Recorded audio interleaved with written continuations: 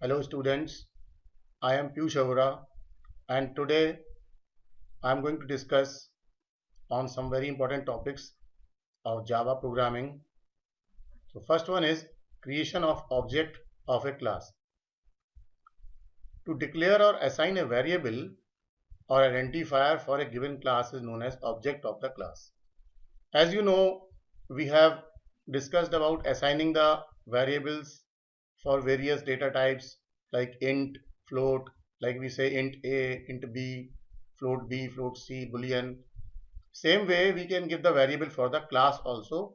We can assign a variable or identifier for a class, which is known as object of the class or instance of the class. This is actually a command user interface method, or you can say command line interface method, CLI. As you were aware about GUI or CUI terms. So with these terms we are going to explain you.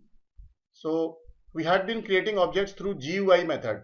If you know BlueJ and you are working in BlueJ, you are making an object through the graphical user interface method in order to run your program. But this is another method of giving the object or creating object through the command line interface, or you can say it is just an example the way you create the command user interface through command user interface. So the syntax is class name, the variable name is equal to the assignment operator, new is the keyword, and the same class name with a parameter list which is optional. Parameter list may be given, may not be given, which is optional. Actually this is given when we give the constructors. So when I explain you the constructors, then this will be applicable. As of now it is not applicable now. So for example, salary is the class name. So salary, sal object, sal obj is the name of the variable which we have given. I am giving in my own way. Assignment at operator equal to, and new is the new operator, or you can say it is a keyword, and salary is the name of the class, and open brackets, close brackets, or parenthesis in which nothing is given, as not, at this stage nothing is to be given. So we have created an object sal obj for salary class with a new operator. New is a keyword. So this is how we create a object. I will show you how to create an object through command line. Sorry, through GUI. Like this is a math.sqrt function. We create a new. Again you see, when we create an object, computer automatically gives us a new math sqrt. Math sqrt is the name of the class here. This is also math sqrt, and brackets nothing is given. So this is, we are doing the same thing what we were doing in the command line. Same thing we are doing here as a GUI, that is graphical user interface. Now we click on this. When you click on this, math sqr1, this is the name given by the computer automatically. As I have given sal obj, here math sqr1 is given by the computer. This is the name of the object or the name of the variable for the class math.sqrt. And when I say OK, what happens? You see here a red color box is created. Math sqr1 is the name of the object and math sqrt is the name of the class. So this is a red color box, and this I have created through the graphical user interface method by the BlueJ platform. Whereas in this here, I create here as a command line interface method, or you can say it as a command user interface method through the statement in the program. This is one of the statement in the program going to be in the next program which I explain you. So this is how we create an object. Now you see here, if I create another object of the same class, new math sqrt, again it will take, but now the computer will give me the name math sqr2 because second object is being created for this same math sqrt class. So you see here I create another object is created. Class is same, math sqrt, but object is different, math sqr1, math sqr2. Now both these objects are from this class.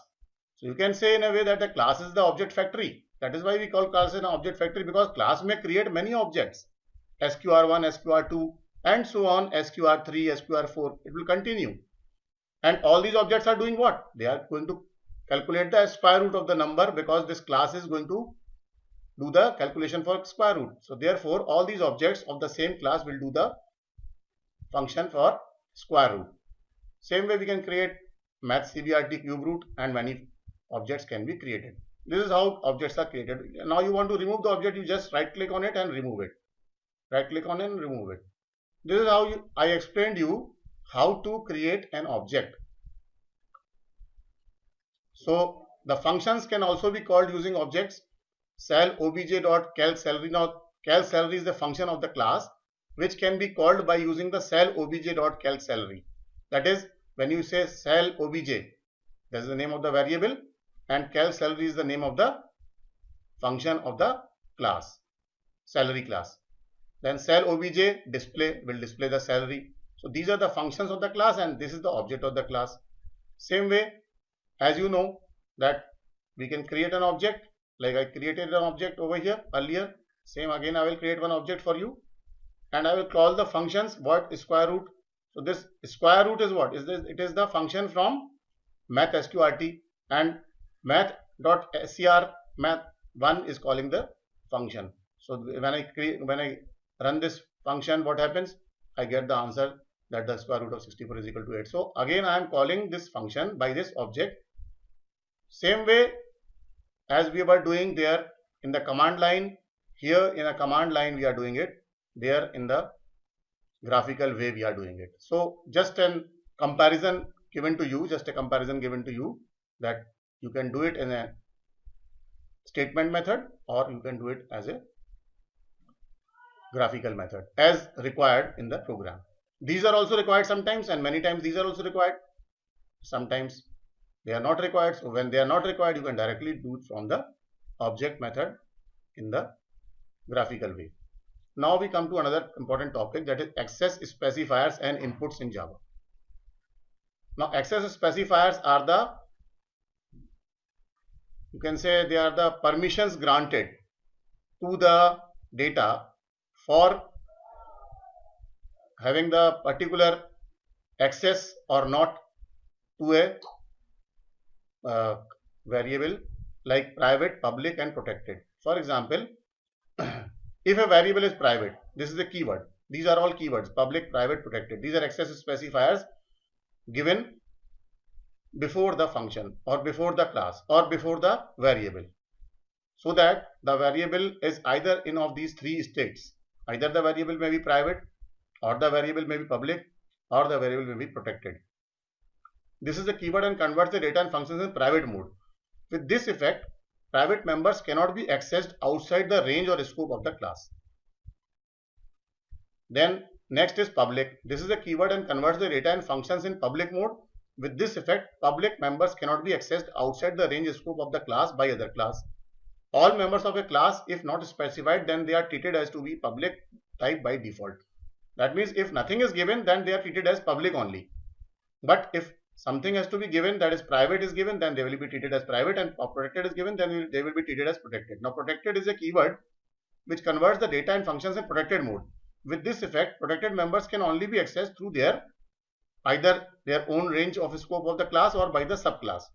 In simple terms, we can understand that private means going by a private car or scooty. Public means going by a public transport like a metro, city bus, anybody can get into it and go. And protected means going by the school bus or chartered bus, which transports only the authorized people of that particular organization. So this is in general, I am trying to explain you what is private, what is public and what is protected. Three types of variables are there. Now we will understand these three types of variables with example. Below here on the left side and the right side, I have two classes. Okay, this is public class 1, this is public class 2. Normally we don't write public before any class, because if we don't write anything, it means it is public. So, and if we write it, it has access specifier, we may write it also. So here we have two classes.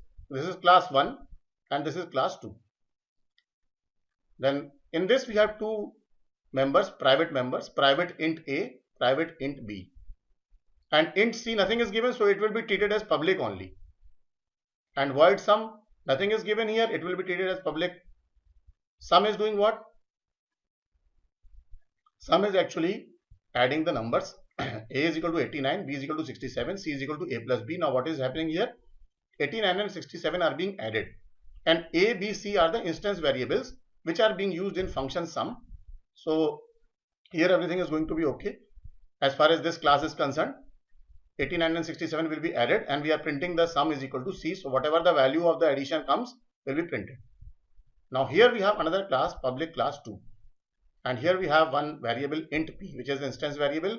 Nothing is given before this. This means it is a public. And here void multiply, this is multiplying the numbers.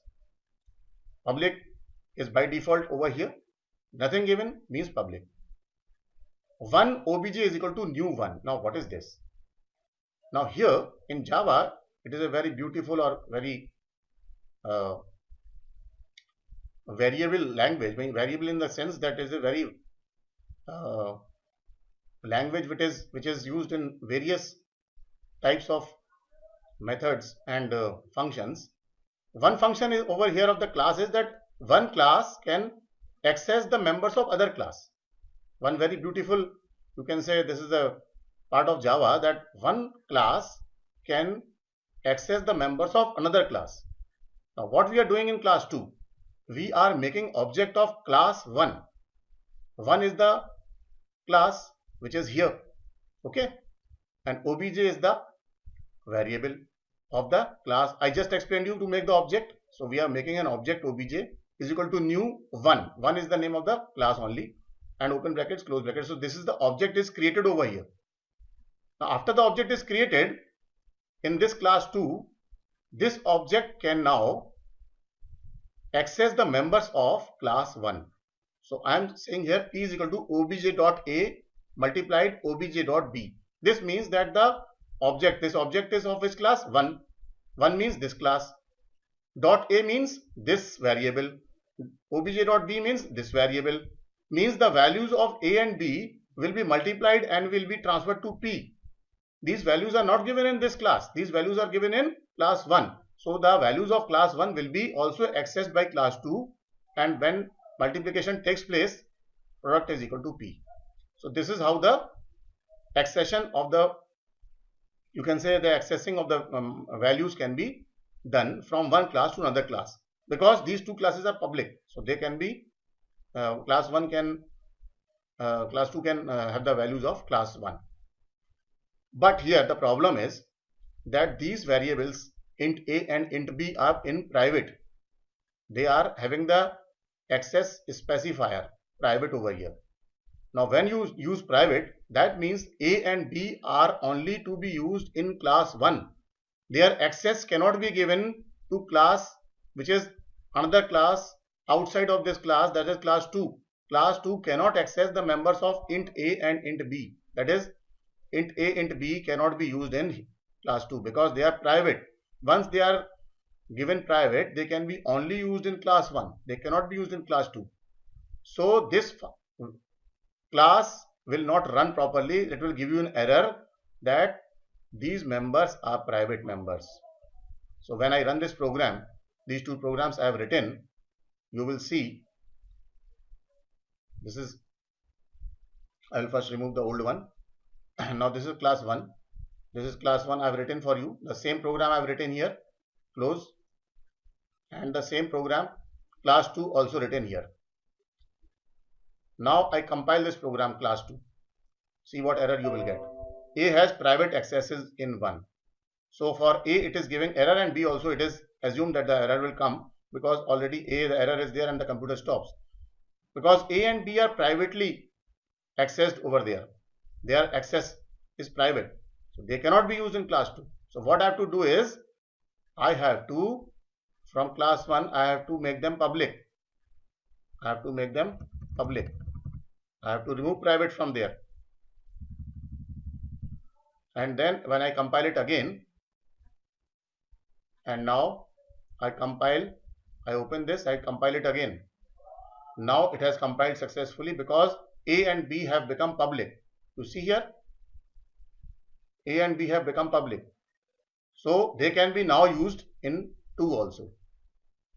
So now what we do here, you see here these arrows, these dotted lines, these show that class 2 is accessing from the members from class 1, because you see in class 2 we are making an object of 1.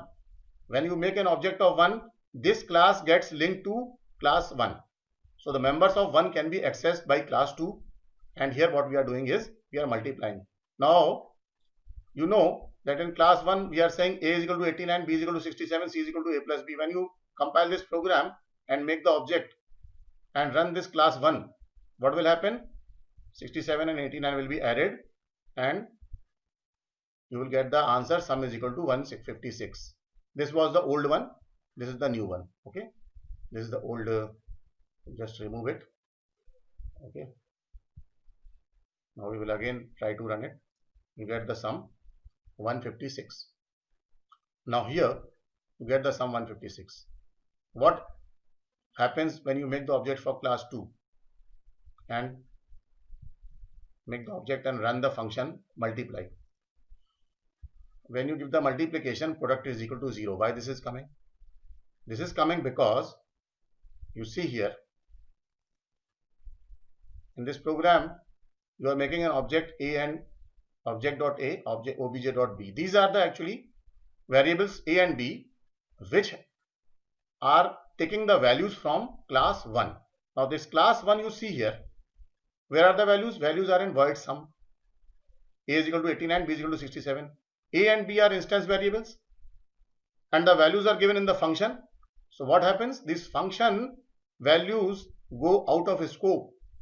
Means had these values been given here only, then the class 2 would have taken the values from class 1 and multiplied them. But the values, since they are given in some function and this function happens to be out of scope, because as soon as the values of A and B are to be accessed by class 2, they become 0, because from function they cannot be used, because after this function is over, these values become obsolete, redundant, finished. So what I have to do is I have to remove these values. I have to remove these values from here and instead give these values here. A is equal to 89 and B is equal to 67. And again compile it. Here there will not be any problem, but there the answer will come. And when I compile this program, then now you make the object of class 2. Class 2 object is made. Multiply. Now you are going to get the answer. Product is equal to 5963. Now what happened? Earlier the answer was 0, but now the answer has come 5963. This is the multiplication of 89 and 67. Why it has come? Because in class 1 we have given the values A is equal to 89 and B is equal to 67 in the class variable, as a class variable, as an instance variable, which can be used in other classes also, because earlier these were given in sum and the scope was not valid, so it went out of scope, therefore the answers were not coming. Now the answer is coming, and I have already explained you about the scope. So now you must be aware, or you must be more clear about the scope of the variables and their values, which are method scope or the class scope. So here we end our session. I hope you must have understood about the access specifiers and inputs in Java. Sorry, input I will explain you in the next session. As of now, creation of objects of the class we have covered, access specifiers we have covered, and inputs in Java is going to come in the next session. So thank you so much and enjoy, and hope to meet you in the next session soon.